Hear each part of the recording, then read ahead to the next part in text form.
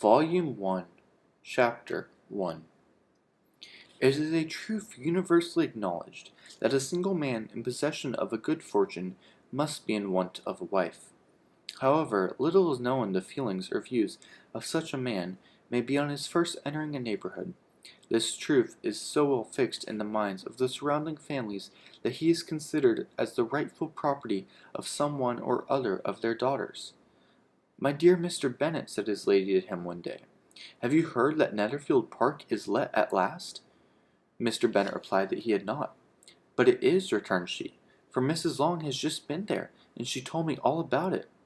Mr. Bennet made no answer. "Do you not want to know who has taken it?" cried his wife impatiently. "You want to tell me, and I have no objection to hearing it." This was invitation enough. "Why, my dear, you must know.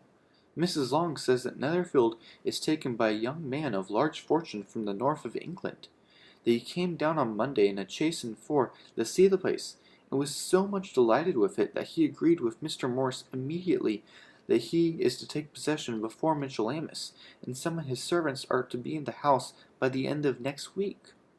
What is his name?" "Bingley." "Is he married or single?" "Oh, single, my dear, to be sure. A single man of large fortune, 4 or 5,000 a year. What a fine thing for our girls!" "How so?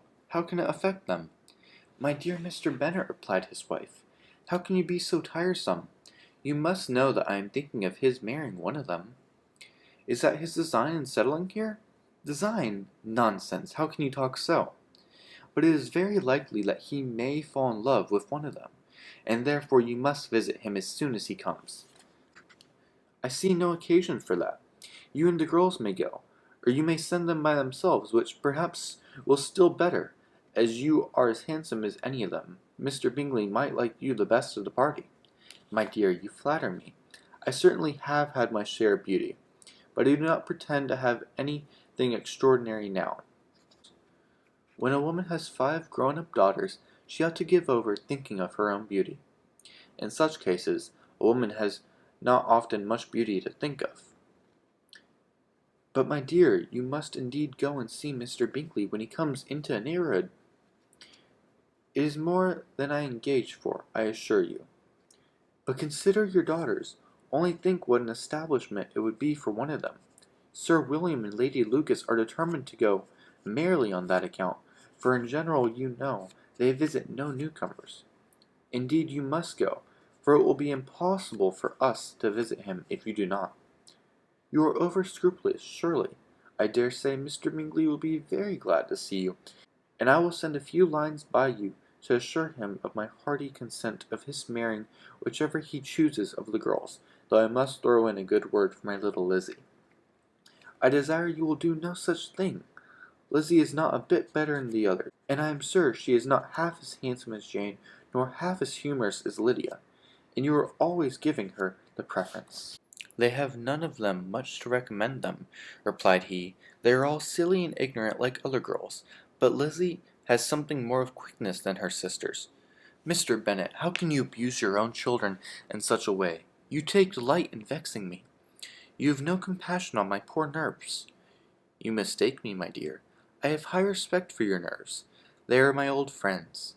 I have heard you mention them with consideration these 20 years at least. Ah, you do not know what I suffer. But I hope you will get over it, and live to see many young men of 4,000 a year come into the neighborhood. It will be no use of us if 20 should come, since you will not visit them. Depend upon it, my dear, that when there are 20, I will visit them all." Mr. Bennet was so odd a mixture of quick parts, sarcastic humor, reserve, and caprice, that the experience of 3 and 20 years had been insufficient to make his wife understand his character. Her mind was less difficult to develop. She was a woman of mean understanding, little information, and uncertain temper. When she was discontented, she fancied herself nervous. The business of her life was to get her daughters married. Its solace was visiting and news.